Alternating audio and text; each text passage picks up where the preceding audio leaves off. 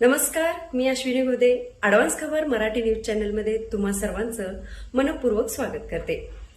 पाहूयात आजची एक ठळक बातमी. कडेगाव तालुक्यात बकरी ईद उत्साहात साजरी. कडेगाव येथील ईदगाह मैदानावर सार्वजनिक नमाज अदा. विश्वशांतीसाठी प्रार्थना. कडेगाव शहरासह तालुक्यात बकरी ईद उत्साहात साजरी झाली. कडेगाव येथील निमसोड रोड ईदगाह मैदान येथे सकाळी 8:30 वाजता सार्वजनिक नमाज अदा करण्यात आली. यावेळी विश्वशांती कायम राहो अशी प्रार्थना करण्यात आली. कडेगाव, कडेपूर, शाळगाव, वांगी, अमरापूर, देवराष्ट्रे, चिंचणी, नेरली, तडसर आदी गावांसह संपूर्ण तालुक्यात बकरी ईद उत्साहात साजरी झाली. तर बकरी ईद निमित्त बोकडांची कुर्बानी शासन आदेशानुसार व सर्व नियमांचे पालन करून खाजगी जागेत करण्यात आली. यावेळी अनेक हिंदू बांधवांनी मुस्लिम बांधवांना शुभेच्छा दिल्या.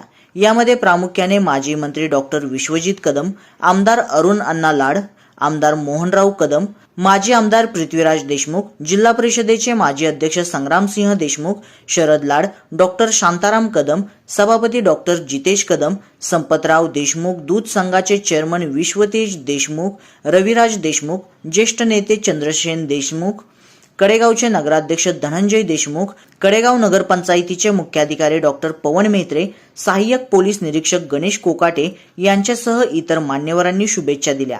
दरम्यान कडेगाव शहरासह तालुक्यात सहाय्यक पोलीस निरीक्षक गणेश कोकाटे व पोलीस उपनिरीक्षक प्रवीण जाधव यांच्या मार्गदर्शनाखाली मोठ्या प्रमाणात पोलीस बंदोबस्त तैनात करण्यात आला आहे.